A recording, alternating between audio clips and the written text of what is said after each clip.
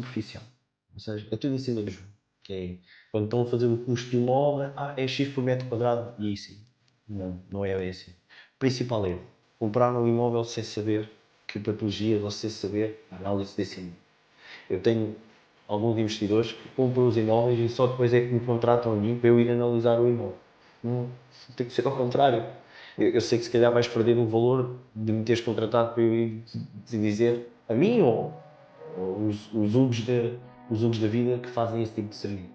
Então o principal erro é tu comprares um imóvel e não saberes daquilo que estás a comprar. Eu digo sempre, mim que eu digo, eu já ganhei.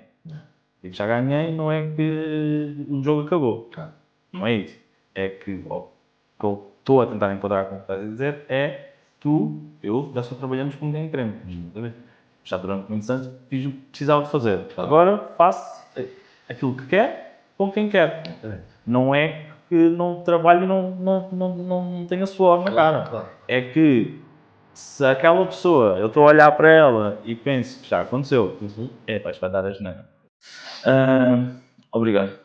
Obrigado. Obrigado, Olha, só para teres uma noção, lá está, nós estamos a falar há bocadinho que já nós conhecemos há um ano, faz mais ou menos um ano, ou fez um ano, vai fazer um ano.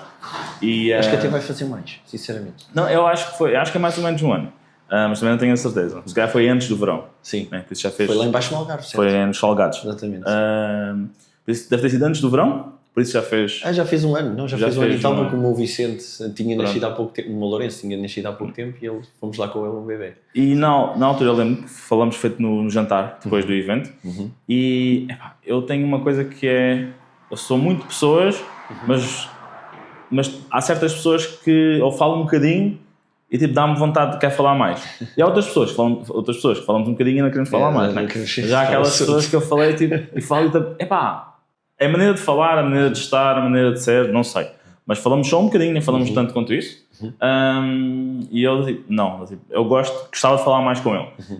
Levou um ano e tal, mas estamos cá. Claro. Nós de vez em quando vamos dando um toque ao outro pelo Instagram, mas finalmente estamos cá. E é só para ter essa noção, porque eu vinha para cá a conduzir e estava a pensar nisso. Obrigado. Por isso gosto sempre de partilhar. Obrigado. Hugo, para quem ainda não te conhece, como é que tudo começou? E neste caso, quem é o Cobra? Olha, o Cobra como pessoa, pai de 3 meninas e uma menina. Gosto muito daquilo que faço atualmente na construção, naquilo que estou a fazer na construção. Marido, triatleta, isto a parte pessoal do Hugo. A parte profissional, isto tudo começa com as origens que nós temos, o meu pai principalmente. O meu pai sempre esteve ligado à construção, desde sempre. Ele nunca fez outra coisa, principalmente na armação de ferro, que é a única coisa que ele fez. E sempre tive essa referência de construção na minha vida. A partir daí, faculdade, aprender também com ele, comecei a trabalhar desde muito cedo com ele. Eu comecei desde os 16 anos, já estava envolvido aqui na parte da construção, principalmente na questão da armação de ferro. E depois foi-se seguir um percurso académico, à universidade, licenciei-me, sou engenheiro civil, licenciatura, e andei por várias partes da construção. Que é isso, acho que é a minha maior valência na construção, é isso. Eu fui projetista, eu já fui fiscal, já fui diretor de obra. Agora tenho uma empresa de construção. Eu junto a empresa de construção, a Engie Cobra, nasceu em 2009, no pico da crise, ou seja, quando se instalou a crise. Foi quando nós fizemos a nossa empresa, eu e o meu pai. O meu pai deixou-se estar sozinho, eu só a fazer um acompanhamento mínimo, porque eu andava fora, andava a trabalhar noutros locais, noutras empresas para ganhar a experiência. E em 2019 foi quando decidi vir junto do meu pai, e foi quando começámos a fazer construção de raiz, remodelação e abrir um bocadinho o leque de tudo aquilo que fazemos hoje em dia, praticamente. 4 filhos, 3 meninos e uma menina. Tu quando disseste tenho 3 meninos e eu, campeão. Por exemplo, tenho 2 e pensei, poças, às vezes brincamos do terceiro, mas tipo, é só brincadeira mesmo. E depois, quando disseste que tinhas uma menina, e a menina é mais velha? É a segunda. É a segunda? Ok. É um com 16 anos, a menina com 13, outro menino com 5 e um menino com 1 ano e meio. 16. 16. Boa. Epá. Eu acho fantástico, acho que mais pessoas deviam ter mais. Só não tenho mais pequena taxa, não. Pronto. Eu ainda pode ser que a minha mente mude um bocadinho no que toca a isso e termos mais também, mas 2 já é uma aventura, por isso imagino 3 e 4 e uma menina à mistura, no sentido em que eu preferia, se fosse ter agora. Inicialmente era o casal, queríamos o casal, normal. Exato. E vocês fizeram o casal e fizeram o que nós queríamos, que é primeiro o menino, depois a menina, né? Tipo, nós tínhamos fechado as portas, né? Exato. Mas agora que tenho 2 meninos, preferia outro ser menino. Era mais fácil. Por isso é que eu digo, a menina à mistura tipo, ainda também não facilita, digo eu, posso estar enganado, mas normalmente a minha cabeça é o facto de ter 2 meninos ajuda bastante, a ver se é um menino e uma menina, e agora se fosse o terceiro, gostava de um menino também. Por isso, parabéns, que não é normal à data de hoje uma família ter mais do que um. Sim. Qualquer sítio que a gente vai, ou sempre que eu digo que tenho 4 filhos, mas que idade é que você tem? Mas não trabalhas, não fazes nada? Não, o problema é que ainda tenho uma empresa, ainda faço triatlo, ainda faço uma série de coisas, mas sim, tem que ser compatível. Isto tem que ser lá está, esta harmonia toda, se tu não tiveres ao teu lado alguém que te apoie nas tuas decisões e que permita tu teres esta vida, e felizmente eu tenho isso com a Natasha, era mesmo muito, muito difícil. E depois a educação dos mais velhos, tens que partir para um sítio em que eles próprios ajudam muito na gestão familiar, e felizmente nós temos essa parte. Sim, e a menina com 13 anos também deve ser muito engraçado ter um bebê em casa, um irmão em casa com 2 anos. É porque ele tem a felicidade da minha filha fazer tudo aos irmãos. Adormece-os, dá-lhes comida, dá-lhes banho. Ela é muito protetora deles e isso é maravilhoso. Muitas pessoas hoje em dia, ainda mais do que cada vez mais, falam sobre fazer obras, mas poucas pessoas entendem realmente o que é que isso implica. Tu vives isso todos os dias, do orçamento à entrega da chave. Vamos falar um bocadinho sobre isso. Que desafios mais encontras no dia-a-dia na construção em Portugal? Olha, são variáveis. Claro, é variável. Mas para mim o mais gritante de todas é a mão de obra, a questão da mão de obra. Acho que é um problema de raiz que tem que ser muito mais profundo do que aquilo que a gente pensa. Não é só tentar arranjar mão de obra, não. Nós temos que a formar, nós temos que a qualificar, nós temos que a certificar. Isto é uma coisa que eu já defendo há imenso tempo.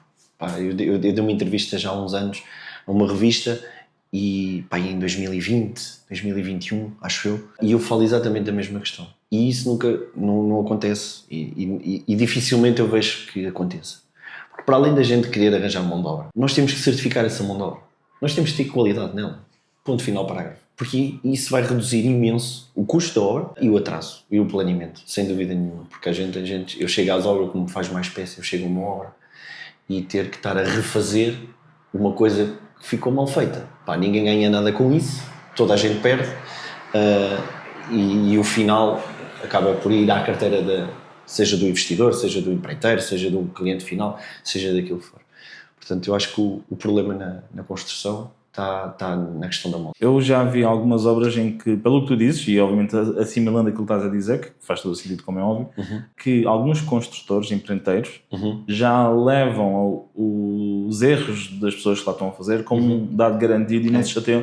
É que eles já nem se chateiam muito. É isso mesmo. Eu nas primeiras obras que estava a ver, eu ouvia as pessoas a falar. E eu percebia claramente que era para abrir buraco para a esquerda. Exatamente. E no dia a seguir ia lá, estava a ver as pessoas abrirem buraco para a direita. E eu olhava, eu digo alguma coisa ou não digo? Se calhar sou eu que estou errado. Exato. Se calhar fui eu que ouvi mal? E ficava calado. Mas passado 2 ou 3 semanas disto, em que depois percebia que tinham que tapar tudo o que fizeram para a direita, perderam ali o dia todo e começaram a fazer para a esquerda, a partir daí comecei a dizer, ainda por cima, neste caso que eu estou a falar, era a obra onde nós estamos a morar agora, eu, não pode ser, porque isto também dá atrasos de tempo de ir para lá. Claro. Mas eu, o que eu via é que quem estava a coordenar e a mandar, não se chateava muito, porque era do género, é quase garantido que vai haver muitos erros. É difícil, é mesmo muito difícil tu conseguires, das duas uma, ou tu planeias ou tu montas uma estratégia logo desde o início em que tu, eu vou arranjar as minhas pessoas, eu vou dar formação às minhas pessoas e as minhas pessoas vão fazer a obra praticamente toda. Isso aí funciona. Funciona e há pessoas, tu sabes bem, amigos em comum que acabámos de falar dele há bocadinho, ele fez isso e ele está a fazê-lo bem e ele, de certeza que daqui a uns anos, ele é totalmente autónomo e ele não precisa de ninguém quase no mercado para poder funcionar. À exceção de algumas especialidades muito específicas. A questão da eletricidade, a questão das águas e dos esgotos. Se nós tivermos algum parceiro que só faça aquilo especificamente, perfeito. Agora, tudo o resto, se tu conseguires profissionalizar alguém, é uma ferramenta brutal. Porque não vais ter esse problema. A longo prazo, a médio prazo não vais ter esse problema. Claro que isto é uma questão sempre de pessoas, mas com a escassez que existe da mão de obra qualificada, não hoje em dia ninguém nem qualificada, mão de obra geral, mas vamos pôr ainda mais qualificada, o que acontece muitas vezes é tu, e eu sei que isto é o que vale, mas nós, qualquer pessoa, qualifica essas pessoas, mas como há tanta falta, elas depois vão à vida delas. Claro. E obviamente que há várias maneiras de tentar manter essa pessoa. Há alturas em que tu olhas e percebes é para o bem dela, tipo que ela vai e tem a mentalidade de empreendedor ou isto ou aquilo que quer fazer, que eu tenho sentido isso na pele ultimamente, eu sou muito de façam. E depois quando vão fazer não posso dizer nada. Exato. Né? Aconteceu agora com 2 pessoas que trabalhavam connosco, mas eu não vejo não há outra forma, há um bocadinho arriscado, porque é sempre o risco, estás a perder o teu tempo, estás a perder o teu dinheiro para qualificar as pessoas, para ensinar as pessoas, e depois é tentar dar a essa pessoa o melhor possível dentro da empresa. Exatamente. E perceber se realmente é o sítio certo para ela também, mas é isso, é estruturar a empresa de forma a que seja o sítio certo para essa pessoa. Exatamente. Tens mais algum ponto em relação a isso? Porque por isso é que eu digo, quando reestruturas tudo, nesta questão da mão de obra, tu tens que mesmo reestruturar até os próprios contratos. É quase como, há muitas empresas dessas, que as grandes empresas muito fazem disso, sem ser na construção, que é, dão formação a essa pessoa adquiriu aquele conhecimento à custa da empresa, durante uns X anos ela não pode trabalhar no mesmo departamento, não pode fazer as mesmas coisas, etc, e se sair de determinado tempo tem que reembolsar a empresa do custo que essa empresa teve. E na construção tem que ser igual. Tem que funcionar da mesma maneira. Independentemente, percebo perfeitamente que as pessoas dizem que normalmente as pessoas que trabalham na construção têm mais dificuldades, normalmente são pessoas que de uma classe baixa e já não tanto na média, mas tem que haver essa reforma, entendes? Porque é um investimento. Claro. Porque é um investimento da parte de quem está a educar, a ensinar, tudo mais, dar formação, e tem que haver uma segurança para que isso aconteça, senão não vale a pena fazer. E essa segurança também tem que sair do salário, não é? Eu não posso. Eu fico com as mãos encaracolhadas quando vejo serventes a ganhar 30 euros ao dia. Não pode. Se as pessoas soubessem o que é que um servente sofre numa obra, quando eu digo sofrer é em termos físicos, não é? Ninguém anda ali com chicote. Não, mas em termos físicos, se calhar o trabalhador que mais dá do seu corpo a uma construção. Não pode só receber 30 euros. Só porquê? Porque ele não sabe assentar um tijolo, só porque ele não sabe fazer uma argamassa. Não, ele vai aprender. Mas o que é verdade é que se não fosse aquele homem, não havia massa para fazer a obra se calhar não estava limpa, não havia ninguém para abrir roços, não havia ninguém para arrumar a obra, e isso é das coisas mais importantes que tu tens na construção. Portanto, para além da certificação, as pessoas têm que ser bem remuneradas. E como tu disseste, por norma são essas pessoas que depois sobem a outros patamares, porque essas pessoas nem fazia sentido para elas terem esse posto, nunca passam ao outro posto seguinte. Exatamente. Eu tenho noção no que toca, alguma noção no que toca a obras, há muitas variantes, muitas coisas podem acontecer, por mais que podemos estruturar, por exemplo, neste caso estamos em 2 casas quase simétricas, que facilita, mas mesmo assim há sempre qualquer coisa que não é igual. Aquilo era para ficar 1 centímetro para o lado, o facto de ficar, já está a apanhar um pilar, já está a apanhar uma viga, já está não sei o quê, de repente alguma coisa tem que mudar. Como é que normalmente garantes a qualidade e prazos no setor onde imprevistos são constantes? Ou seja, o que é que tu usas, nem que seja só psicologicamente para pensar nas coisas, nesta indústria que é o que é? Claro. Infelizmente eu gostava de fazer mais daquilo que faço relativamente a planeamento. Okay? O segredo para qualquer construção é teres uma base, um planeamento de base muito bem estruturado. E eu, contra mim, ou seja, eu não consigo aplicar isso, ou não consegui aplicar isso. Por isso é que eu também reestruturei a minha empresa e estou a direcionar a minha empresa para outro sítio, porque percebi, nós temos de ter a nossa humildade de perceber o que é que nós somos bons, ok? Se somos bons a gerir, se somos bons a estar à frente da obra, ou se somos bons a fazer outra coisa qualquer. E eu percebi que sou bom quando estou na obra, a ver, a fiscalizar, a direcionar, gestor nem por isso. Como é que eu faço para, muitas vezes? É o básico. Chego à obra, verifico o que é que tem que ser feito, antecipo muita coisa pelo conhecimento, não pelo projeto. Cada vez menos se faz. Agora, felizmente, as coisas estão a mudar.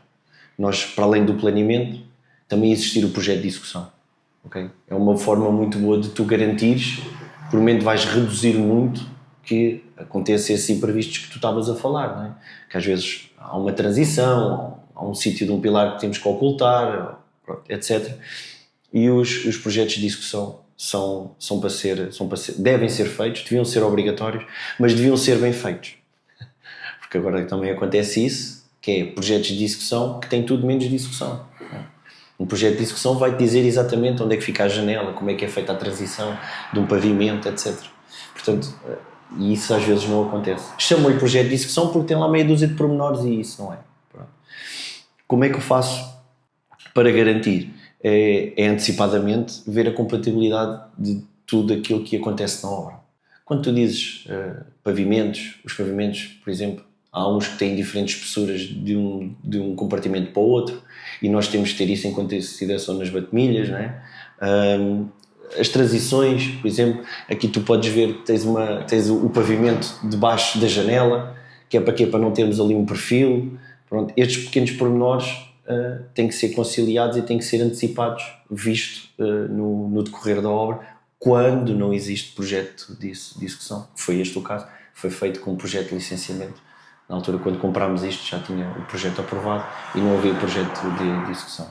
Mas basicamente é no dia-a-dia que eu tento resolver as questões ou as incompatibilidades que acontecem. Tu, ao mesmo tempo, tu tens, e logo no início tu mostraste isso, tens noção que ia facilitar muito a tua vida e a vida de quem está na obra se realmente conseguisses ter mais tempo e parar e planear as coisinhas todas, porque ias conseguir delegar certas situações que, eu digo isto porque todos nós fazemos isto, não é? Claro, é óbvio. Claro. Nós temos o conhecimento todo na nossa cabeça e depois andamos a analisar tudo aquilo que os outros fazem. Claro. Quando na prática era bom eles terem um bocadinho mais de conhecimento deles próprios e do nosso passado para eles, que evita muitas situações, claro. E nesse caso até para escalar, não é? Claro. Até para escalar, não sobra tudo sempre para o mesmo. Fica como é para ficar. Sim, porque, Miguel, é isso que estás a dizer, porque se tu estiveres preocupado só única e exclusivamente em fazer as coisas na ação, tu não vais ter tempo para pensar na parte do escalar, não é? E isso aconteceu na minha empresa. Eu escalei de tal forma, mas não foi uma forma estruturada. Então, nestes últimos anos, tenho sofrido esse impacto e estou atrás do prejuízo sobre isso. Agora, nós temos que ter tempo para pensar naquilo que vamos fazer, ou então tu também teres a percepção, ok, não é este o meu caminho, eu não quero levar a minha empresa para esse lado. Então não vale a pena estar a escalar ou não vale a pena estruturar as coisas de outra forma. Mas tu tens de ter tempo para fazer as coisas. E como é que tu ganhas tempo para fazer as coisas? É tu contratares alguém que te diz, garantidamente, olha, fico descansado, eu sei fazer, eu já fiz, etc. Sabes o que é que mais me dizem? Hugo, tu tens de estar mais em cima das obras. Porque sabes como é que é o pessoal e não sei o quê. Eu não concordo nada com isso. Eu contrato o Miguel, imagina que tu eras canalizador, e eu contrato-te a ti para tu fazeres a canalização aqui da minha casa. E eu digo-te assim, olha Miguel, é para fazer isto, está aqui o projeto, é só para respeitares. Eu viro as costas e vou-me embora. Eu, quando te contrato, eu fico na consciência, fico descansado, tu és um profissional que tens conhecimento e que sabes fazer, porque tu o disseste tu a mim. Quando eu volto as costas e chego cá e isto é uma grande embrulhada, pá, a resposta que eu recebo é, pá, tu tens que andar em cima deles. Mas porquê? Se eu paguei o serviço, porquê que eu tenho que andar em cima deles? Não, eu tenho que fiscalizar se está bem feito ou não. Agora, aqueles erros de principiante que tu mais vês em todas as construções, porquê? Pá, então espera aí, então não contrato ninguém, então faço eu. Ou então arranjo uma pessoa que até se safa mais ou menos a fazer as coisas, e eu a dizer-lhe a ele como é que se tem que fazer. Entendes? Pronto, por isso eu não concordo muito com esta filosofia de que temos que andar em cima das pessoas para as pessoas fazerem as coisas bem. Eu percebo perfeitamente. Eu já pensei, entre aspas, de duas maneiras, no sentido em que quando alguma coisa corre mal eu fico aziado, claro, né? E penso depois realmente devia isto, aquilo e outro. Obviamente que isto depende também de quem estás a contratar, claro. Não é só por norma, não é o melhor ou o que nos ajuda mais não é o que a pessoa diz, mas aquilo que a pessoa fez. Exatamente. Ou seja, deixa-me lá ver obras que foram feitas por ti. Quando construí aquela casa lá em Portimão, eu pedi ao empreiteiro para mostrar outras casas que eles tinham feito, né? Para ter pelo menos uma noção sim, como é que ia ficar feito. E posso dizer que, imagina, e se calhar isto é o teu mundo também, eu tinha duas hipóteses, ou mais hipóteses, mas normalmente as hipóteses era ou contratava uma pessoa e depois ia tratar tudo, ou então especialidade, eletricista, canalizador, isto, aquilo e outro. E eu disse, não, olha, quero uma pessoa, vou pagar um bocadinho mais, está certo, sim. Mas disse mesmo, quando for preciso chatear-me com alguém, chateio-me só com uma pessoa. Exatamente. Não tenho que andar. E depois, o que acontece bastante quando as pessoas, quando subcontratamos ou contratamos várias áreas, é que depois eles desculpam-se uns entre outros. Claro, nunca não, estou à espera do canalizador, estou à espera do eletricista, estou à espera daquilo. Isso mesmo. E pelo menos essa dor de cabeça sai do meu lado e passa para o lado da pessoa que está a gerir eles. Claro. E eu confiei, as coisas correram 95% bem, o que foi muito bom. Claro. Correram 90%, 95%, foi muito bom. Houve alguns problemas no fim, que foram resolvidos também em grande parte por a mesma pessoa. Tivemos que andar ali num diálogo, né? Claro. Eu fui, a meu ver, compreensivo e houve alguma coisa que teve que ser paga a mais ou aquilo foi paga a mais. Mas não fazia de outra maneira. Não tinha feito de outra maneira, porque a outra maneira era ter pago um bocadinho menos, mas tinha muitas dores de cabeça. Tinhas mais dores de cabeça, claro. Eu só passava lá e muitas vezes nem entrava na obra, passava só para ver, segue. Porque é diferente mesmo, porque era para vender, digo eu, era um bocadinho diferente. E os compradores começaram a passar lá mais tempo do que eu. Tipo, a escolher as coisinhas e ver as coisinhas, não sei o quê. Claro. Normal. Aquela ansiedade. Pronto, mas acho que acaba por ser, posso estar enganado, mas quando é a primeira obra de alguém, é preferível, aos meus olhos, tens duas maneiras, diz-me a tua parte, mas há duas maneiras de ver, ou subcontratas tudo à parte e vais aprender mais com isso, também, ou então contratas uma pessoa para, ao mesmo tempo, conseguires aprender, mas que as coisas corram um bocadinho melhor, claro. Senão depois dependem mais de ti e que tu não tens o conhecimento. Exatamente. Normalmente o que acontece quando te contratam, contratam-te num âmbito geral, tratas disso, mas depois temos outras pessoas que tratam das outras coisas, como é que tu funciona? Já fiz de várias formas. Já me contrataram para fazer a empreitada toda, ok? E a minha opinião nisto é: tens experiência no setor, já dominas isto, já sabes qual é os tempos, já sabes analisar um planeamento, já sabes analisar uma proposta, então subcontrata um técnico e contrata por especialidades. Já sabes que tens aí um senão, que é, não há garantias para ninguém. No entanto, há garantias daquelas pessoas que te fizeram o trabalho. Essas têm que dar-te sempre garantia do trabalho que fizeram. Portanto, a chatice é que tu tens que ir à procura do A, do B e do C, que interviram se calhar num sítio, e tentar perceber de quem é a responsabilidade e assumir a responsabilidade de cada um. As garantias tu tens sempre. Só que em vez de falares com uma pessoa, vais falar com duas ou três. Eles vão se descartar, até tentar chegar realmente quem é que foi o problema. Se a gente estamos a furar uma prateleira, ou estamos a furar uma parede para uma prateleira e de repente furamos um cano de água, a gente sabe quem é a responsabilidade. Primeiro, é nossa, porque se calhar não avisamos aquele senhor que aquela prateleira não podia ser ali fixada porque passava ali um tubo e ele também não ia adivinhar, e tudo bem. Agora, ele sabendo que tu previamente dizes assim, olha, atenção que passa aí um tubo, e ele borrifou-se para isso e vai de embute, então pronto, aí já tens uma responsabilidade. Tens um circuito que está mal montado de eletricidade, já sabes quem é o responsável, não há dúvida nenhuma, ok? Agora, não tens experiência nenhuma, então contrata uma pessoa, uma única empresa a quem tu delegas e chateias e perguntas e tudo mais, e acho que para mim passa por aí, com essa experiência. O que é que eu já fiz? Já fiz empreitadas, empreitadas gerais, chave na mão, desde a escavação até a entrega da chave, o cliente não se preocupar com absolutamente nada. Eu já tive de subempreitadas, nós também fazemos as subempreitadas de armação de ferro, em que nós só fazemos armação de ferro e entregamos, ou então fazemos só a estrutura, porque tudo que não seja especialidades que eu não tenha pessoal, eu não quero muito intervir. Não gosto muito de intervir porque vou estar a puxar uma responsabilidade e não faz sentido, ok? Vou ganhar ali uma comissão, é verdade. Epá, prefiro partilhar o contacto e eu sei que aquela pessoa vai ficar satisfeita e quando ela precisar novamente de alguma coisa, ela vem ter comigo para fazer outra coisa. E também já tive a outra parte, que é o que eu tenho feito mais agora, principalmente com investidores, que é o acompanhamento de obra. Ou seja, são investidores que já têm os seus imóveis, alguns já têm 2, 3 imóveis, que não querem contratar uma única empresa, porque querem reduzir ali os custos, e então contratam para eu acompanhar-lhes as obras e dizer-lhes a eles qual é que é as etapas, o que é que fazer, analisar planeamentos, analisar propostas, e tem sido uma coisa que tem sido muito boa. Para mim, porque reduz muito a minha responsabilidade de assumir coisas que fui feitas por mim, como tu sabes. Quando assumo uma obra, eu assumo a responsabilidade do canalizador, do eletricista, do ladrilhador, etc, etc. Quando eles falham, o cliente só quer saber de mim, ele não quer saber se o outro falhou ou não. Nem sabe quem é o outro, nem conhece. E isso é que é uma difícil. Isso é que é a chave do Hugo, do DG Cobra, estar a pensar que não quer fazer mesmo mais obras, só mesmo estar a acompanhar, porque a gestão emocional do cliente é a coisa que mais me deixa agoniado. Não durmo, fico mal, fico rabugento, depois às vezes lá em casa é que sofrem, a pessoa vem com a cabeça cheia e não consegue resolver os problemas. E então esta gestão emocional do cliente, que eu não consigo geri-la, não estou a conseguir gerir porque é uma característica minha, eu não gosto de... É aquela coisa que não queremos falhar com ninguém, né? Queremos estar sempre aos olhos de toda a gente, com um brilho, que as pessoas olhem para nós com um brilho nos olhos.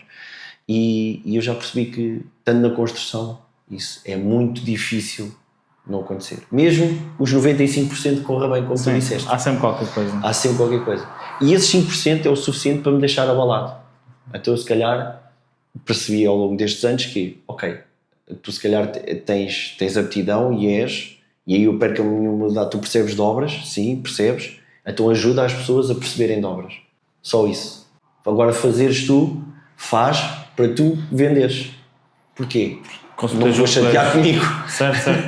Não vou chatear. Tu és o teu semi-consumidor final. Exatamente. É diferente quando estamos a fazer uma coisa que é para nós. Claro. Porque nós sabemos a dificuldade e por isso sabemos quando há uma coisa que... Porque quando vês alguém da obra a fazer uma coisa que não foi tão bem feita, mas consegues perceber o porquê de não ter sido tão bem feita, é fácil não te chateares tanto. Claro. Porque ou já passaste por aquilo, ou isto, aquilo e o outro, e aquela pessoa tem outros pontos fortes. Exatamente. Só que quando quem vem de fora vê só uma coisa mal feita, não pode. Exato. Não pode. É inadmissível, não é? Como é que alguém faz aquilo? E está tudo bem, porque é humano, é impossível nós termos noção do que é que a outra pessoa...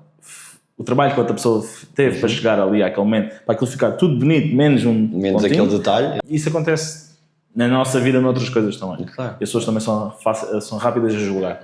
Por isso acontece bastante. Na construção então é sempre. Uma coisa que tu disseste logo no início deste ponto e que eu não tinha pensado nisso, que é a parte da garantia. Que é quando há tantas pessoas, tantas entidades envolvidas, torna-se complicado estruturar a parte da garantia, e eu não pensei nisso quando fiz da outra vez a construção, mas ainda bem que fiz como fiz.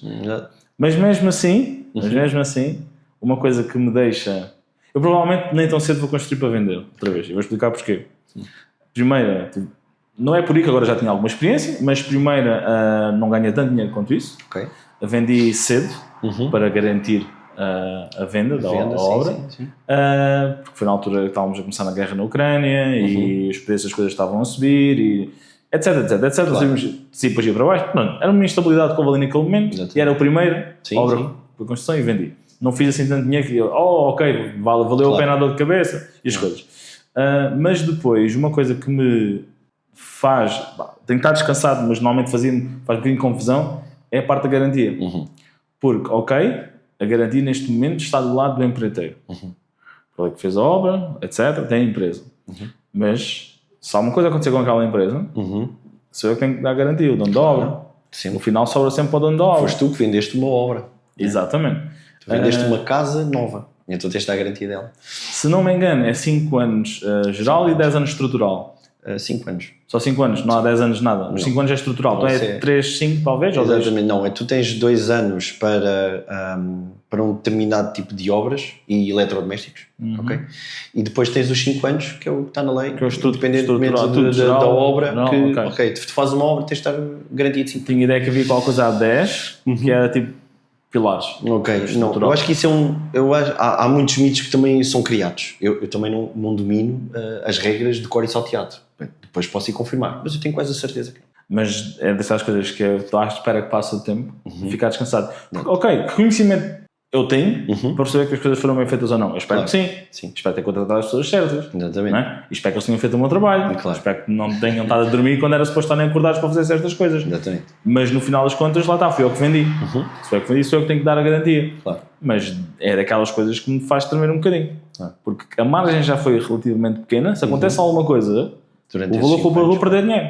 Mas é normal que isso aconteça. Ou seja, ou tu tens a sorte na primeira obra em tu teres uma grande rentabilidade porque correu tudo bem. Se não correu tudo bem é porque também acaba por ser uma aprendizagem. Okay? E é quando tu deixaste de querer fazer é que se calhar devias ter continuado. Porquê? Porque é ali que tu já tens experiência. Claro. Agora eu já sei fazer isto. Né? Pronto, e acontece a muitos investidores acontece, a grande maioria deles até dão-se à morte os primeiros, porque eles próprios já têm essa consciência pelo mercado que existe, dão-se à consciência. Felizmente já há alguns que têm outra consciência e acabam por ir fazer formações sobre remodelação ou saber sobre um sistema construtivo. Alguns sistemas construtivos a formação é gratuita e tu podes ir fazê-la. E isso, tomares essa consciência é bom, porque vais minimizar muito os custos inicialmente. Mas normalmente os primeiros é aprendizagem. Okay? Eu já sei que aqui se calhar não vou ter a rentabilidade que queria, mas não desistas, porque a nível de negócio continua a ser muito rentável. Eu tive, lá está, este exemplo, obviamente pelo que tu disseste, não foi o mais rentável, até porque, logicamente, na minha cabeça foi, eu paguei a construção toda, mesmo com o dinheiro o dinheiro até à escritura, foi metade, não é? Eu não usei, até o primeiro,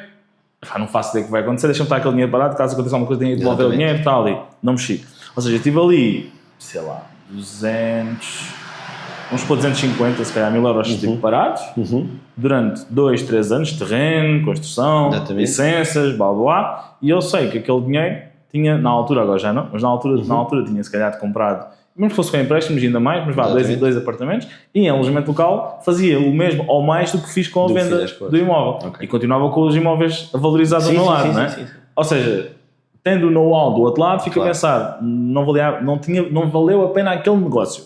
Não quer dizer que, se eu tivesse esperado mais 2 ou 3 meses, tinha vendido por 30 ou 50 mil euros mais caro. Não digo 3 meses, mas 6 meses ou 9. Tinha sido muito mais a margem. Mas realmente, a ideia daquela construção foi o know-how. Foi o know-how, porque nós mais tarde queremos construir uma para nós e queríamos perceber como é que funciona. Por isso, valeu muito a pena. Valeu o dinheiro de venda e valeu a pena o know-how. Tu tens a tua empresa, mas também és investidor. Exatamente.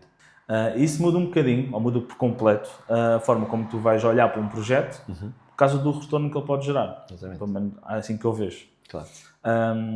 O que é que te levou a começar a investir no setor imobiliário para além de construir para os outros?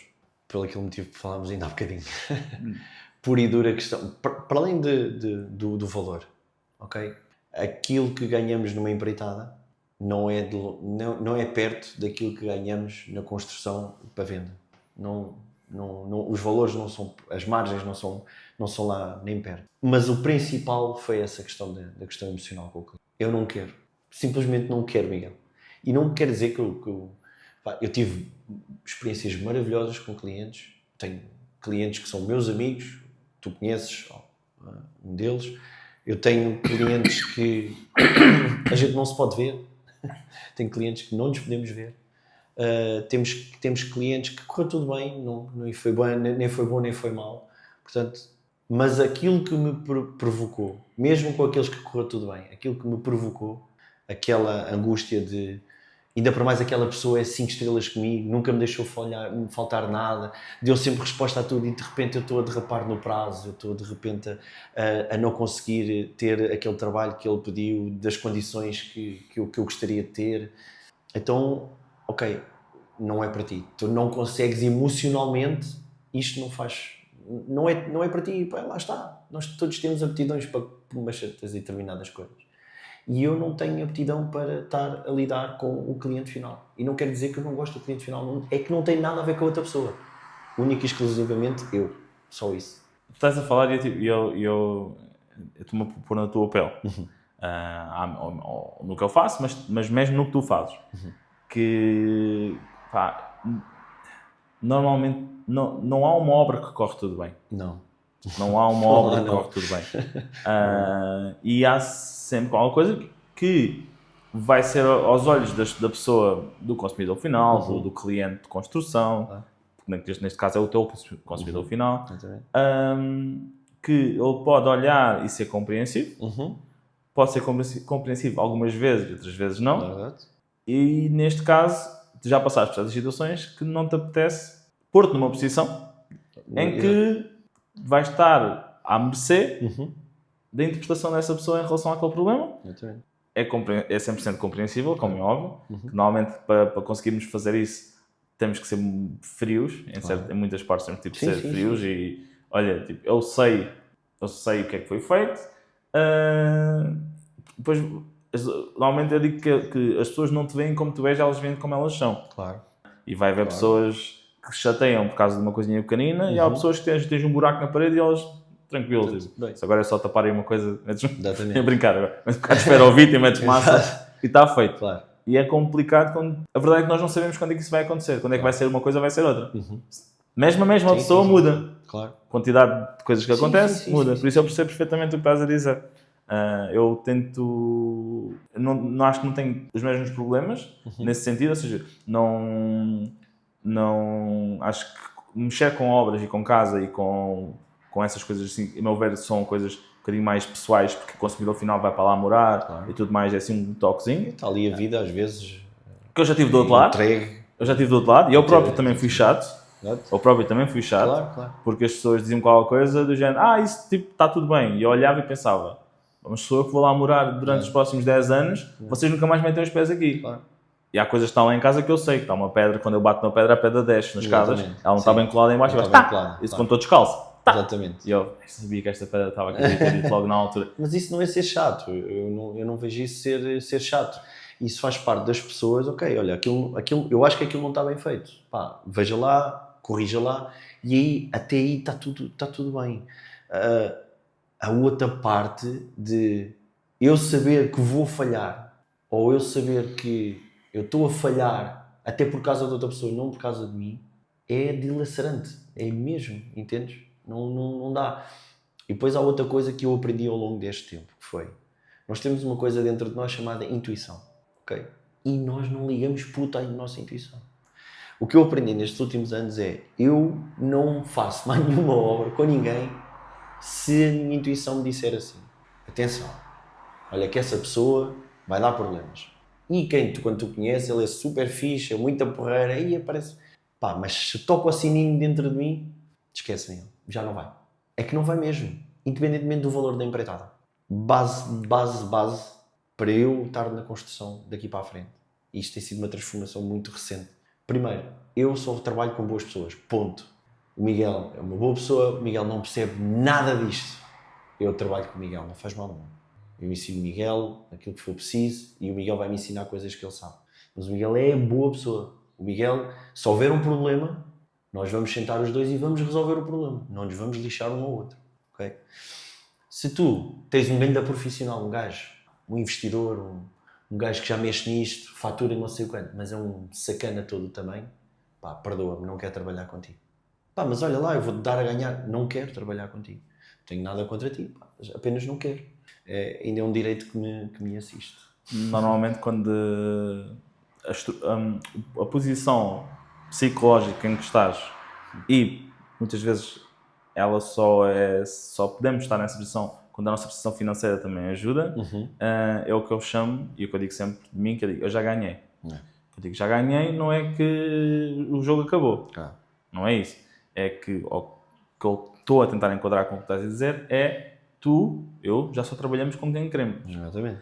Já durante muitos anos fiz o que precisava de fazer. Agora faço aquilo que quero com quem quer. Exatamente. Não é que não trabalhe e não tenha suor na cara. Claro. É que se aquela pessoa, eu estou a olhar para ela e penso que já aconteceu, isto vai dar a geneira. Quando digo penso, não é tipo penso só porque olhei para a cara dela e não gostei da cara. Não. Aconteceu uma coisa, 2 coisas, 3 coisas. Exato. Chegou ali um momento, não. Se isto já está assim agora, em pré-obra, vamos tipo, estruturar para o teu lado, tipo, em pré-obra já está assim.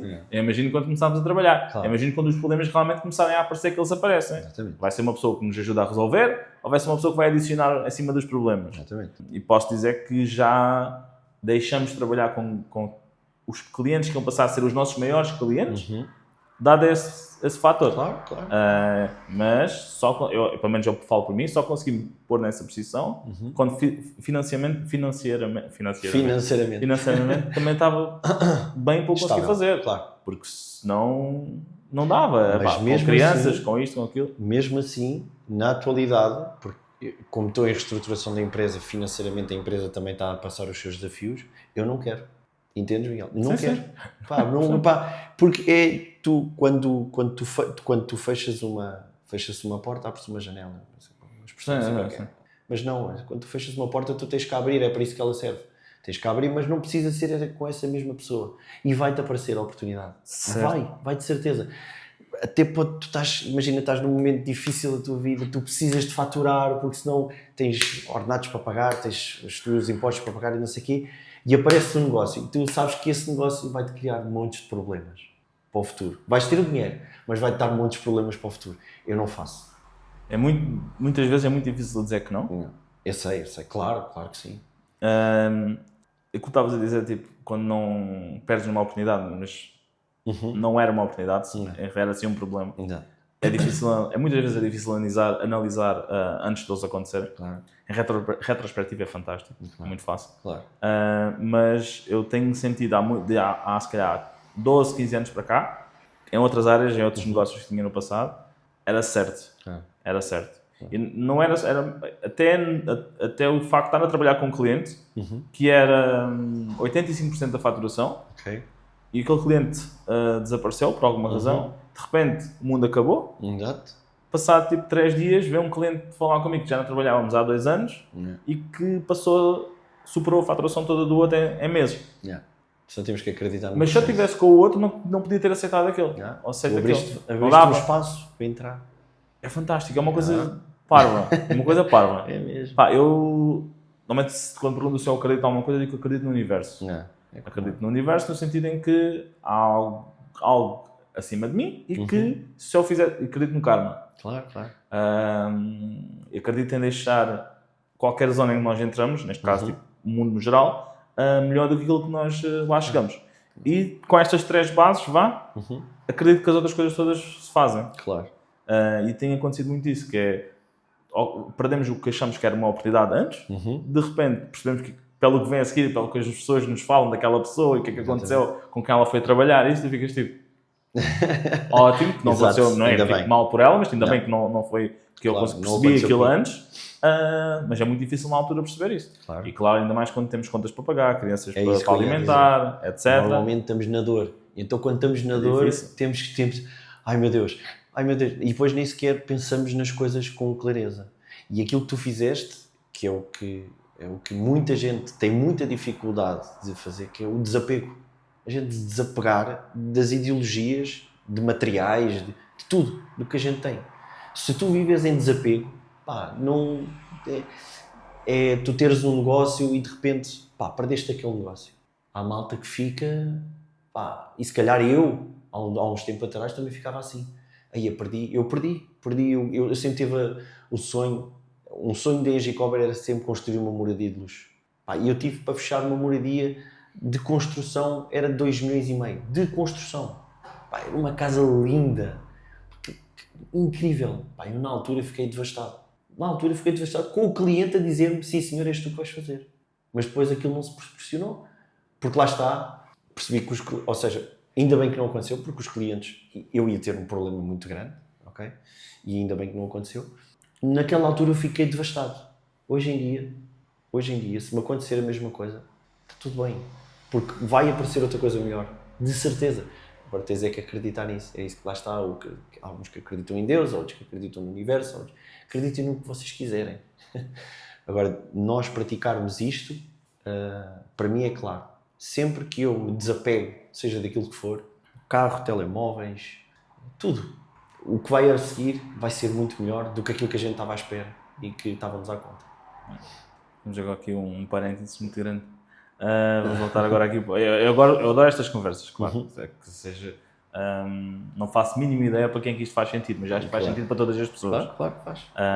Muitas vezes elas têm que mudar um bocadinho o mindset delas para começar a perceber que estes 5 minutos, que não foram 5 minutos, podem ser mais importantes que o resto do podcast. Sem dúvida. Não é? Só que esta parte é muito importante. Sem isto, as outras coisas não faz sentido. Não faz nada se faz. Senão isto é tudo robôs, não é? Andamos aqui todos robotizados. Olha, vamos falar só de investimento, vamos falar só de investimento. Vamos falar de Airbnb, vamos falar só de Airbnb. Como é que avalias um projeto, ou seja, dentro do conhecimento que tu tens, como é que isto calhar mais para ti, ou seja, não para venderes, para venderes, mas tu construís e vendes tudo, faça sentido financeiramente antes de avançares? Ok. Desculpa. Como é que tu avalias um projeto, ou seja, pronto, lá está. Estávamos a falar há bocado, olha, aquele terrenista, não sei o quê. Sim. Como é que tu fazes a avaliação do projeto para perceber se faz sentido financeiramente antes de avançares e realmente começares a gastar dinheiro? Isso temos que fazer sempre a base de tudo. O principal para tu teres uma boa rentabilidade num imóvel, independentemente, seja ele qual for, é o valor de compra. É sempre, independentemente de ele ter ou não um bom potencial, e para mim é sempre a base de tudo. Mas há vários fatores que analiso. Localização é bastante importante, ok? Qual é que é o seu uso? Porque se for para comprar e vender é uma coisa, se for comprar para arrendar é outra, se for comprar para Airbnb como tu fazes é completamente outra. Em termos de execução de obra, em termos de custos de obra, e o público em si.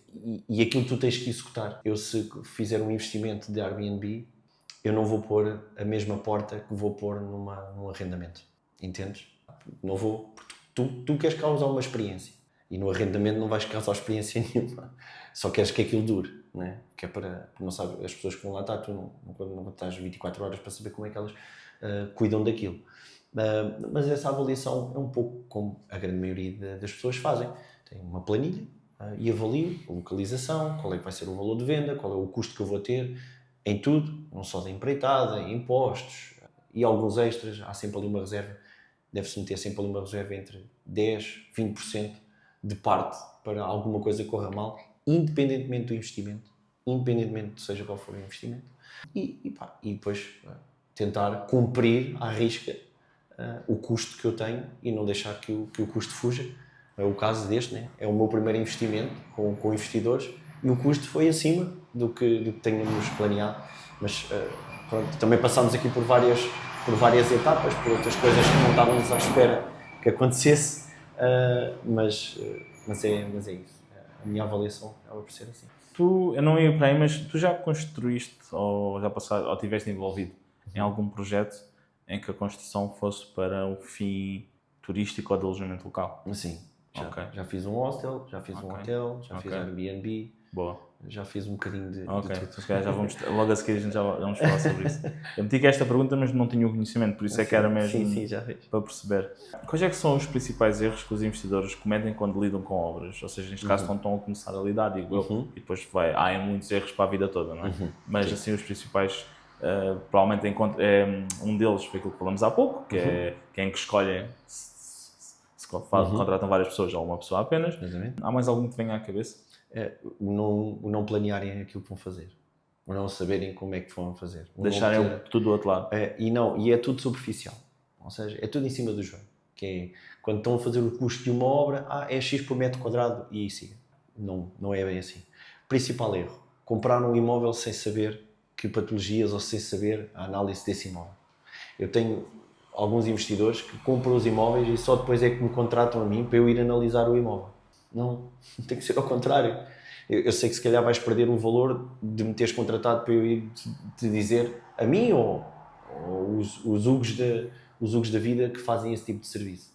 Então o principal erro é tu comprares um imóvel e não saberes aquilo que estás a comprar. E isso, acredita, Miguel, é se calhar 80% dos investidores que eu conheço que acontece isso. Porque no caso que estavas a dar, as pessoas chamarem-te depois, aí é um dado garantido que fazia mais sentido de chamarem-te antes. Claro. Porque, ou a diferença era não chamarem-te todo. Não é? Sim. Porque se vão chamar, que chamem antes. Claro. Pelo menos para terem noção do que estão a comprar. Sim. Podem não comprar. Exato, porque aí é que estão a poupar, ou fazer dinheiro, vendo da melhor forma, Exatamente. mas a poupar dinheiro dessa forma.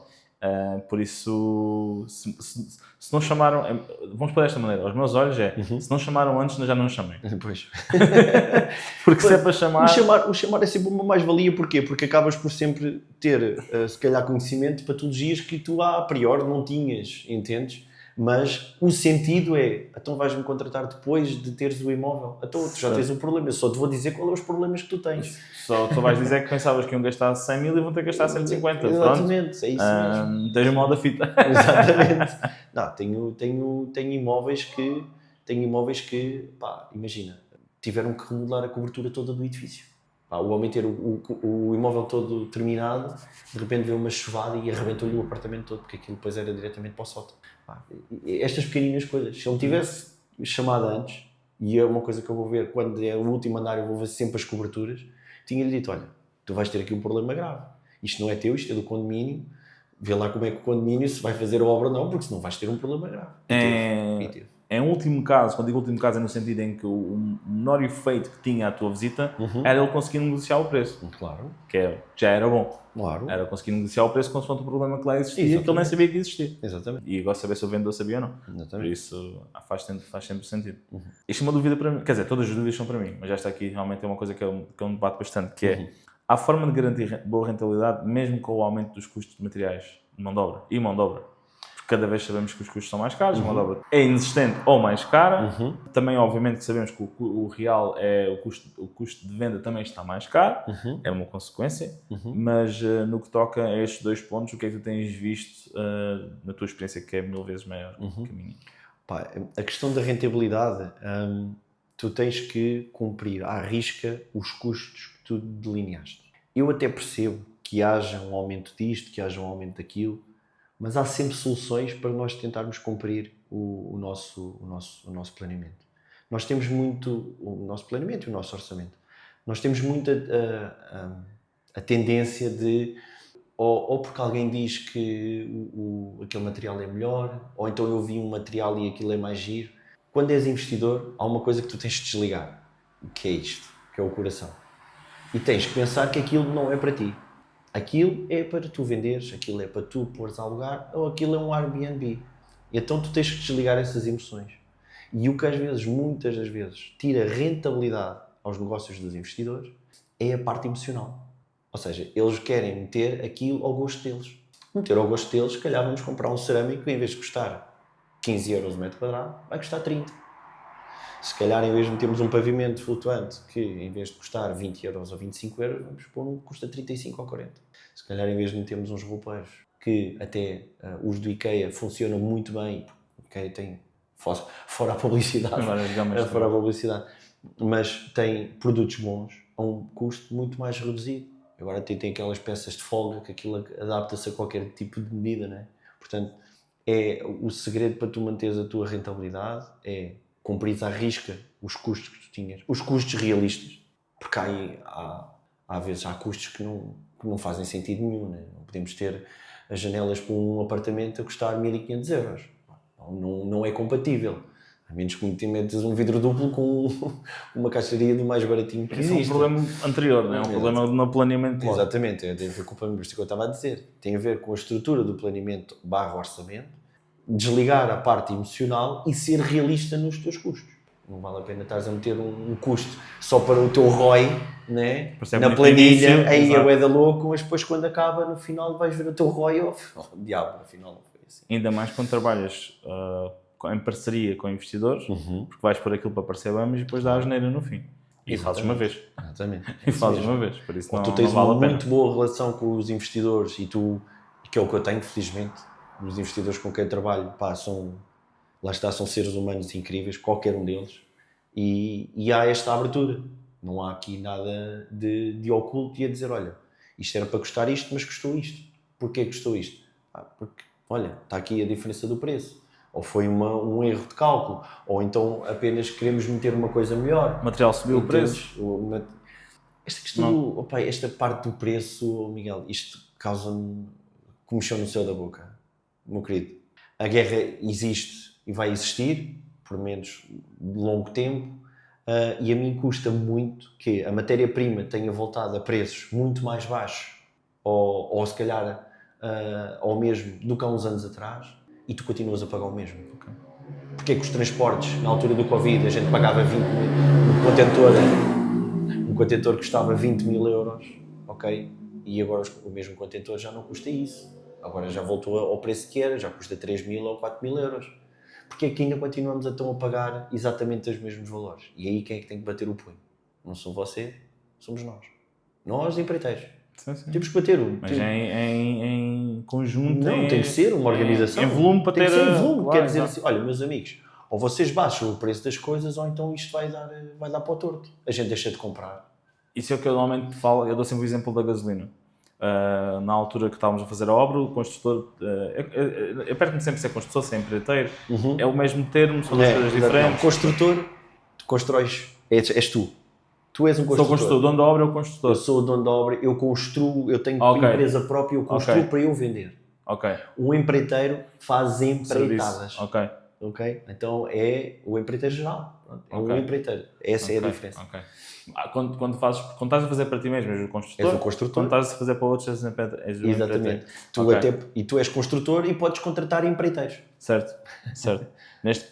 Ou subempreiteiros. Certo. Neste caso, como eu era, o dono da obra era o construtor. Eras tu o construtor. Ok. Não, tu não eras o construtor. Quer dizer, tu eras o construtor se também fosse a pessoa que também estava a fazer. Se tu és uma empresa de construção. Exato. Neste caso era o dono da obra. E neste caso não havia geral. Exatamente, não havia construtor. Não há construtor. Exato, ok. Exatamente. É isso. Ele, na altura da guerra, ele perguntou-me: olha, o material está a subir, queres comprar já as coisas? Eu acho que ele não devia ter feito esta pergunta, ele devia ter tomado a decisão, porque eu já tinha pago supostamente tudo à frente. Já tinhas à frente, por isso. Ok. Mas pronto, vamos dizer que havia ali muita comunicação, nesse sentido havia muita comunicação, e eu aceitei a dúvida e fiz uma pergunta que foi: ao data de hoje, o dinheiro que foi pago cobre o que era suposto ser comprado, ferro, as coisas? Sim, então compra. Ok. E ficamos com tudo. Tens onde guardar? Ok. Imagina, eu não assumo as coisas, eu digo, eu não faço ideia se ele não comprou já, porque pode não ter onde guardar. Claro. Eu digo, tens onde pôr? Ah, sim, então compra. Ok. Porque isto é tipo a gasolina. Para subir, é assim. Para fácil. descer, primeiro nunca mais voltou à mesma. Segunda, é muito devagarinho. Por isso, e foi o que aconteceu aqui também. E aqui se calhar nem desceu. Claro. Se calhar não desceu. Em grande maioria das coisas não desceu, os preços das coisas não desceram. E isso é que me causa-me transtorno, porque eu não vejo fornecedores, e quando os fornecedores ouvirem isto no podcast vão-se passar da cabeça, mas está tudo bem, se eu servir de bandeira para isso está tudo bem. Eu não vejo um fornecedor a queixar-se. Um fornecedor de materiais, não, de materiais de louças sanitárias, de carpintarias, de vidro. Os de construção civil já é diferente. Os que compram areia, tijolo e não sei o quê, esses sofreram muito na pele pelos empreiteiros que não conseguiram pagar as suas contas, pela crise e também pela falta de matéria-prima, e então eles andaram mesmo a penar. Agora a grande maioria deles, tu vais ver o preço do cerâmico a nível de 2020, que tinhas a matéria-prima a custar-te um valor e eles subiram o preço. Agora a matéria-prima desceu e o preço está lá em cima na mesma. Agora é tentar descobrir onde é que está a margem. Onde é que a margem ficou? Porque alguém ficou com ela. Claro. Alguém ficou com ela. Se não foi na fonte... Ou é a matéria ou é o fornecedor. Pronto. E se não foi na fonte, né? Que é a matéria, vá. Ou é a matéria ou o fornecedor. Onde é que ficou a margem? Porque... Assim, é a mesma coisa, a meu ver, e posso estar muito enganado, é a mesma coisa que a gasolina. Porque eu dou sempre o exemplo da gasolina, que é fácil. O aumento de preço foi especulação. Claro. Sim. O aumento do preço foi a gasolina não desapareceu. Exatamente. De um momento para o outro. Isso é o que querem vender, que cada vez há menos gasolina.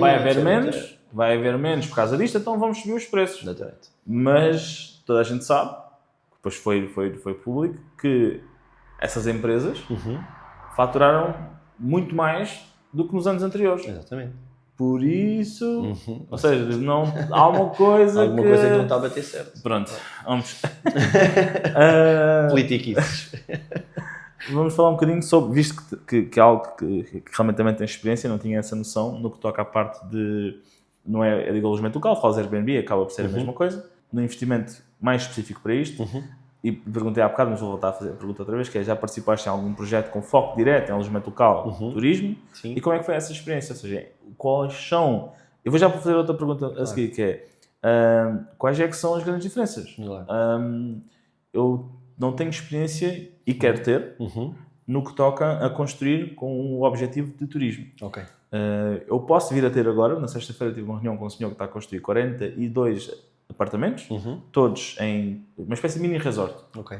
Condomínio fechado, piscina, em vez de ser... Eu estou a olhar para aquilo como se fosse um boutique hotel, horizontal. Ok. Porque eu queria, como em Portimão é um bocado difícil encontrar estes terrenos grandes, isto não é em Portimão, é em Carvoeiro. Ok. Mas eu queria pensar em boutique hotéis, tanto comprar e renovar e meter, ou já pronto, seja o que for. Era um passo seguinte para nós, no que toca à gestão. E eu vou, na minha cabeça, vou usar a experiência com este senhor, se acabarmos por trabalhar com ele, desta maneira. Mas, visto que já tens essa experiência, quando se constrói com o intuito de Airbnb, alojamento local, turismo, o que é que sentiste que é diferente? Olha, a grande diferença, em termos de construção pura e dura, o meter em pé, o fazer paredes, etc., é quase tudo igual ao restante. Depois, onde muda é na parte dos acabamentos. Porquê?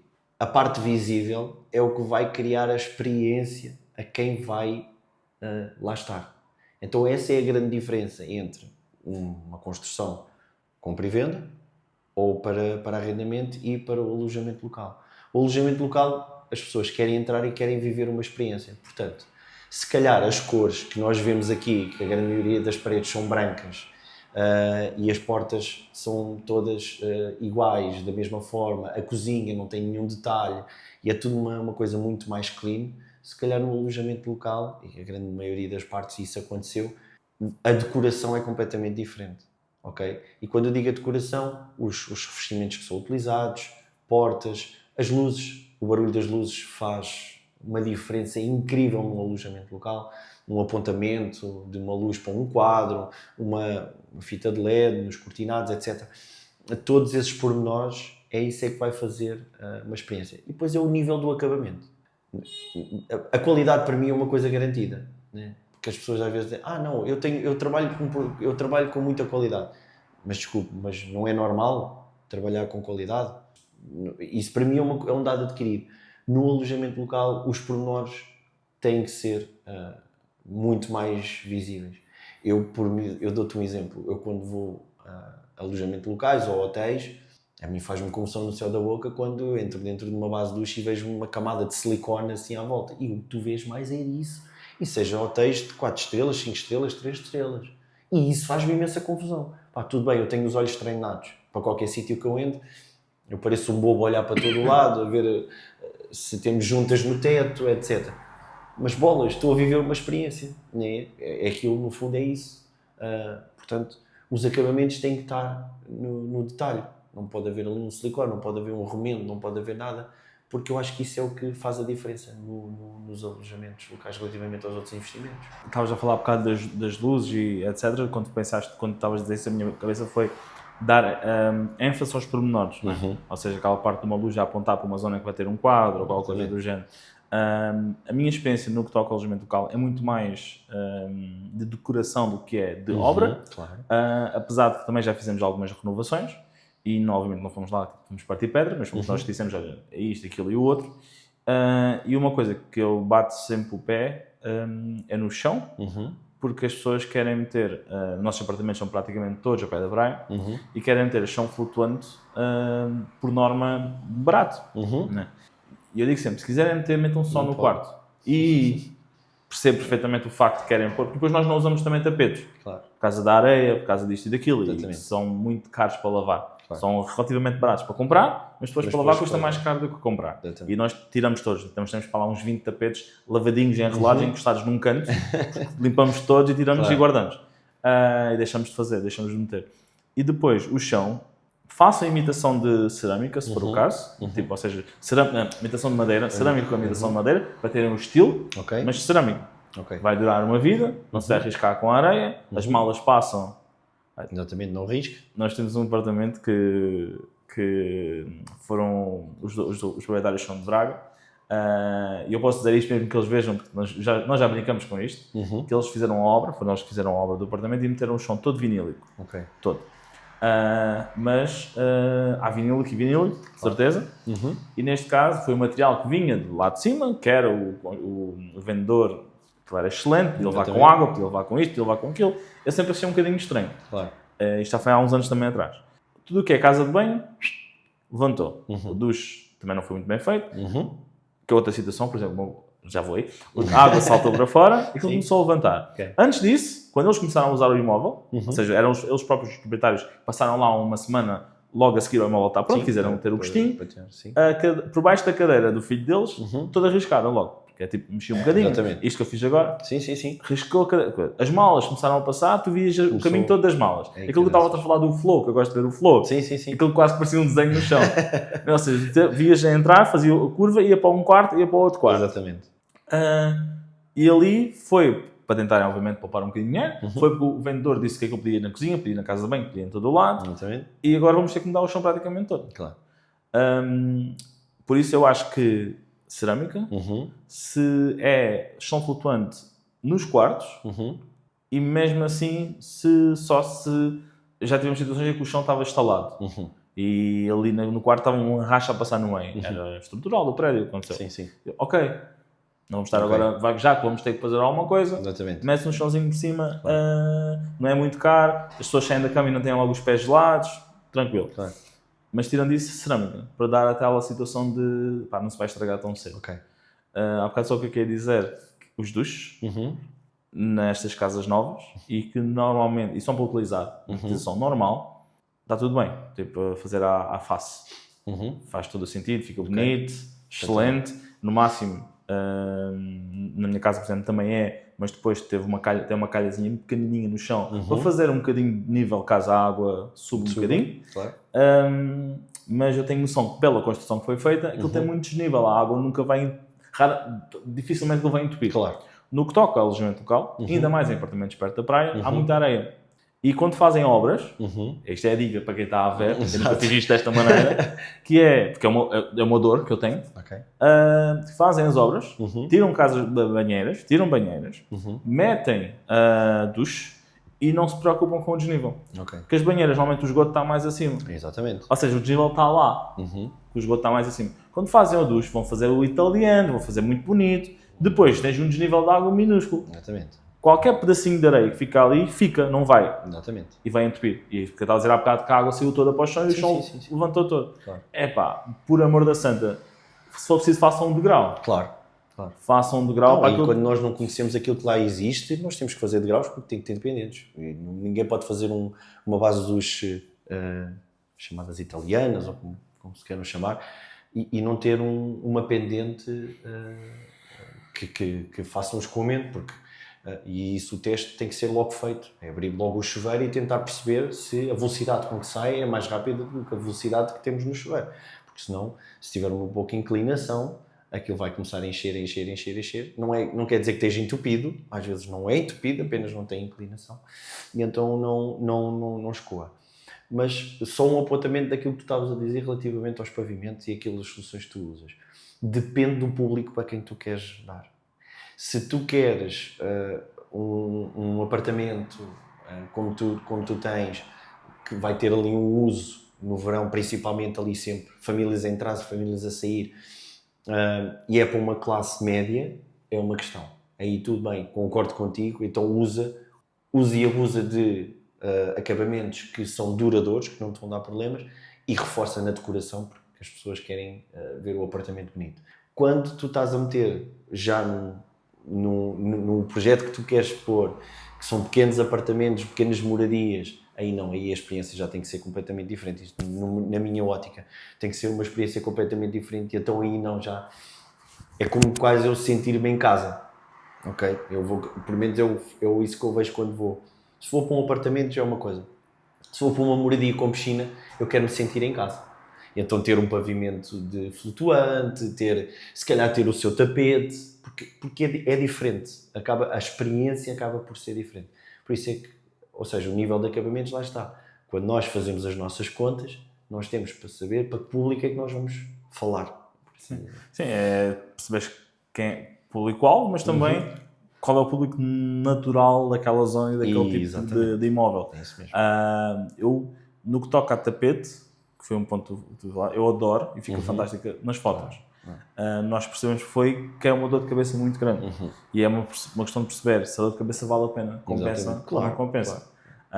É que basta um bocadinho de café, basta uma coisa do género, que é o normal nos tapetes de sala, para ser muito complicado. Agora, no que toca a moradias de luxo, isto e aquilo, podemos tentar fazer alguma coisa diferente e às vezes não é necessário o tapete, é necessário o chão adequado, mais bonito.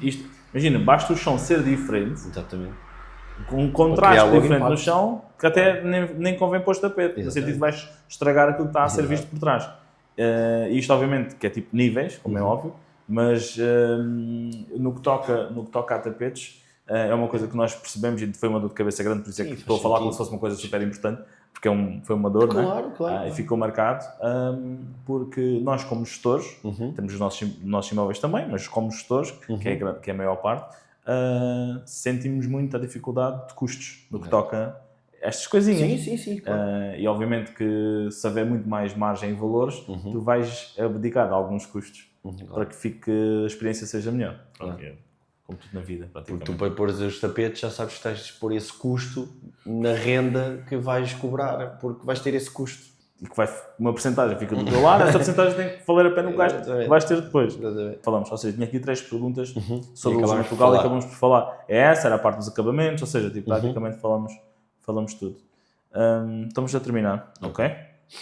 Eu vou passar esta parte pela informação que já falamos, exato. Que é normal, a gente fala e as coisas vão-se respondendo por elas próprias. Claro. Eu acho que o engraçado no podcast é isso. Sim. É uma conversa. Eu tenho muita dificuldade a criar conteúdo de script. Exato. Eu não gosto.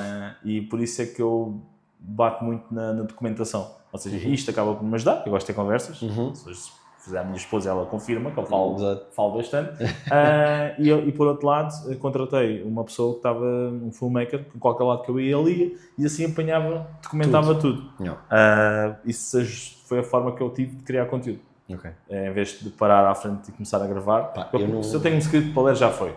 Eu não acabou. Consigo. Eu não... Tenho super dificuldade. Quando foi para a promoção do curso de investidores, eu e a Natasha fizemos aqui alguns vídeos. E eu tinha que estar a ler o script. A gente tivemos para 1 hora e tal só para fazer meia dúzia de coisas. Eu achava aquilo horrível. Agora, começo a falar. É sempre a dar. Eu não sou bom a ler. Não. De uma forma geral. Nunca fui. Claro. O ano passado fui padrinho de casamento e tive que ir lá ler... Sim. Houve uma azia enorme. Eu tive sorte, foi que as outras pessoas também se engasgaram. Não fui o único. Não fui o único a engasgar. Mas foi pouco. Consegui recuperar bem. Foi uma coisinha assim muito leve. Mas por norma não gosto de ler, nunca fui bom em português de forma a ler. Eu praticamente durante 10 anos eu só falava com clientes estrangeiros, por isso o meu português, a minha fala foi muito em inglês e houve uma mudança de maneira de falar. Não é palavras, é estrutura de verbos. Sim. Eles trocam, metem primeiro uma parte, depois outra parte. E eu às vezes estou a escrever uma mensagem para a minha mulher e escreve isto não faz sentido em português, não. Vou pegar as palavras e troco a posição das palavras. Mas foi por isso, foi por falar tanto em inglês que houve uma parte em que eu lembro perfeitamente que fui às compras, eu ia lá ao Continente em Portimão e comprava o jantar. Morava sozinho, não cozinhava pouco, não é? Sim. E logo comprava, dizer que o Continente é a minha mercearia, ia lá só comprar uma coisinha ou outra e ia para casa todos os dias. Houve um dia que ia falar com as senhoras. Eu falava o dia todo a falar inglês, só com as senhoras do charcutaria ou não sei o que falavam em português. Exato. E eu dou por mim a pensar em inglês e a traduzir para português para falar com a senhora. Ai, caramba. Normalmente é sempre o contrário, não é? Pensar em português e estamos a traduzir a nossa cabeça para inglês para depois sair. E eu, o que é que me aconteceu aqui? Juro, foi no momento em que eu senti que já não precisava de pensar para falar em inglês. Claro. Só que agora acontece isso, estou a falar e troca o sentido das palavras. Quem a lê percebe. Mas soa estranho. Exatamente. Soa estranho. E depois acontece. Fica robotizado. Quando estou a ler um script, Sim. Fica... não gosto de nada. Tanto que as minhas aulas eu dou tudo sem script, nem nada. Eu só tenho o PDF à frente e bumba, e começo tipo a falar. Tópicos, tipo quase... eu só tenho fácil. o PDF na frente e começo a falar e está feito. Se tivesses de dar 3 conselhos a quem vai começar uma obra, quais seriam? Nós já falamos muito, mas agora assim, rapidinho. 3 conselhos, quais é que seriam assim os mais importantes a teu ver para quem está a começar? Planeamento, orçamentos bem estruturados e acompanhamento. Se não tiver nenhuma experiência, ter alguém que a acompanhe no processo. Tendo estes 3, dificilmente tens um problema. A não ser o problema normal de gestão de obra, né? De as pessoas. Mas estes 3 são os 3 pontos principais. Nos últimos anos, quais foram as mudanças no mundo das construções que mais sentiste? A falta de mão de obra qualificada, ok?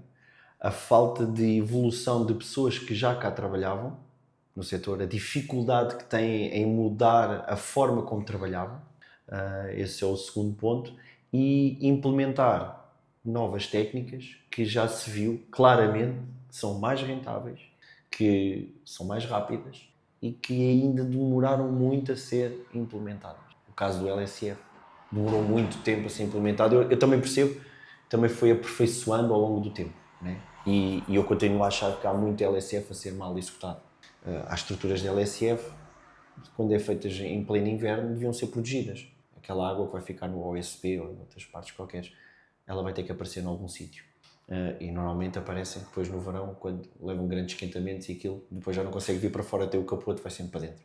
Mas outras técnicas que aparecem, que são mesmo muito boas, mas há uma grande dificuldade em que sejam colocadas no mercado, porque essas técnicas vão tirar muito mão de obra ou vão tirar trabalho a quem já está cá a funcionar há não sei quantos anos com essa forma de trabalhar. Isso é a história do carro elétrico quando apareceu que ia retirar a gasolina, daquele carro que é suposto andar a hidrogênio ou a água, não sei o quê. Os fundadores desapareceram durante muitos anos. Várias pessoas que já chegaram à frente desapareceram. Estamos a falar sobre isso, não é? Claro. Desapareceram. Desapareceram mesmo. Desapareceram. Sim. Mas percebo perfeitamente.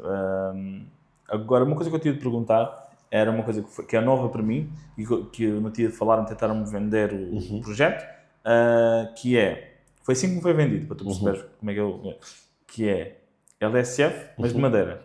LSF de madeira, então não é LSF. Pronto, não é LSF. A questão wood foi frame. dito, pronto, mas o que foi posto foi para tentar ajudar, como é óbvio, foi do género, olha, para enquadrar. A nível de custos, a nível de isolamento, é a parte térmica, a parte é parecido ou estruturado para que, no entanto, é a madeira. Sabes o que é que eu estou a falar? Sei, é o wood frame. O que é que tu achas? É chamado wood frame.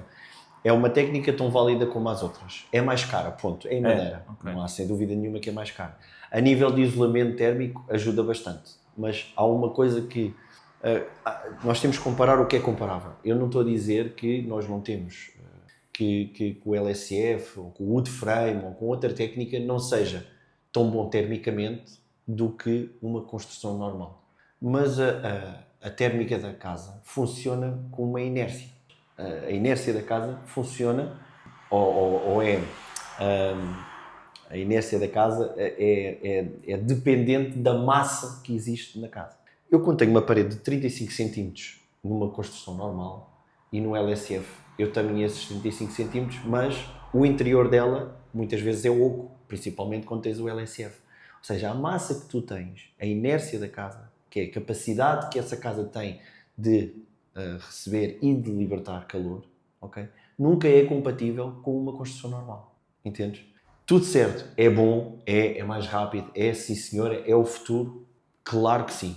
No entanto, em termos de comportamento térmico, de utilização, uma construção tradicional tem uma muito melhor capacidade do que uma construção em LSF ou em wood frame. Respondendo à tua pergunta, aquilo basicamente é exatamente a mesma coisa que o LSF a nível estrutural, ou seja, tem aquelas vigas, tem aqueles pilares, tem os travamentos, como tem uma construção de LSF, só que é em madeira. É mais caro.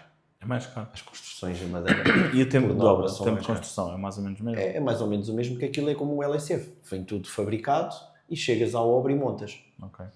A única condicionante dos LSFs e do wood frame é relativamente às alterações, porque todas as alterações que tu queiras fazer no futuro, tu estás sempre um bocado limitado. Porquê? Porque tu não podes estar a tirar uma parede sem reforçares aquela parede de tal forma, porque ela faz parte integrante da estrutura. Todas as paredes fazem parte integrante da estrutura. Ok. Enquanto uma construção tradicional, tu chegas aqui, mandas esta parede abaixo e... Ok. Tanto no LSF como no wood frame, todas, ou quase todas, mas se calhar todas, como estás a dizer, as paredes passam a ser estruturais. São estruturais, exatamente. Ok. Então, sempre que tu queiras fazer uma alteração, claro, podes abrir um vão, podes...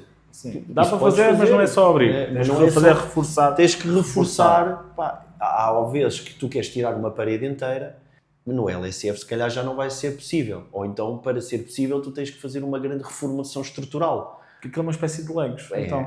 No fundo é. Okay. Aquilo está tudo calculado para que todas as paredes façam uma participação ativa da estrutura da casa. Exato. Não quer dizer que provavelmente tirares e não há nada que vai acontecer, claro, porque os outros não sabem ajudar, exatamente. Mas já ficar mais vulnerável aquela zona caso há um dia aconteça alguma coisa. Tudo é possível. Atualmente, nós vemos nos edifícios em Lisboa os antigos, né? Os pombalinhos. A gente tira paredes que são estruturais e colocamos reforços e aquilo funciona. E às vezes até fica melhor preparado sismicamente do que tinha antigamente. Mas o LSF tem essa limitação, como o wood frame e as modulares, etc. Bom, gosto muito de aprender coisas novas. Já estamos mesmo a terminar. Quais é que são os objetivos para... E já falamos sobre isso, mas agora é quase que meio fazer um resumo e enquadrar. Os objetivos da Engie Cobra para o futuro. E vai continuar a ser a Engie Cobra? Vai continuar a ser a Engie Cobra. Houve aqui uma divisão. A parte da armação de ferro e de cofragem, surgiu uma nova empresa, que é a Engie Ferro, que só se dedica única e exclusivamente para isso. Porque é a parte de subempreitadas que nós fornecemos para construtores, para cliente final, para investidores, seja para quem for, e fazemos só essa parte de especialidades, mais nada. E depois, a Engie Ferro vai-se reencaminhar para outros caminhos. Formação, com os cursos para investidores. A Engie Cobra. A Engie Cobra, sim. A Engie Cobra vai-se direcionar para isso, para fiscalização de obra, consultoria, mais para investidores, nesta parte para investidores. A fiscalização é para construtores, ou para investidores, ou seja, para aquilo que for. A parte da formação, ou seja, nós damos um curso que é o construir. Construir é lucrar, ou remodelar é lucrar, que lançámos há 6 meses atrás. Vai terminar agora a primeira turma e vamos abrir a próxima turma, em princípio no final de janeiro, início de fevereiro. Exclusivamente de remodelação para investidores, para quem está a começar, para quem já começou. E acho que o balanço final desta primeira turma foi muito positivo. Criei uma turma de pessoas maravilhosas. Eles são todos mesmo 5 estrelas, são todos boas pessoas, lá está. E correu bastante bem. Queremos direcionar para aí. E depois, construção da Engie Cobra. É isto. Era construir para vender, sempre ainda ligado a investidores, porque a Engie Cobra ainda não tem capacidade de ser só único e exclusivamente o único investidor no processo, mas é por aí que quero direcionar. Empreitadas gerais não vai mesmo acontecer mais, a menos que haja algum projeto que seja aliciante e que eu faça só esse projeto.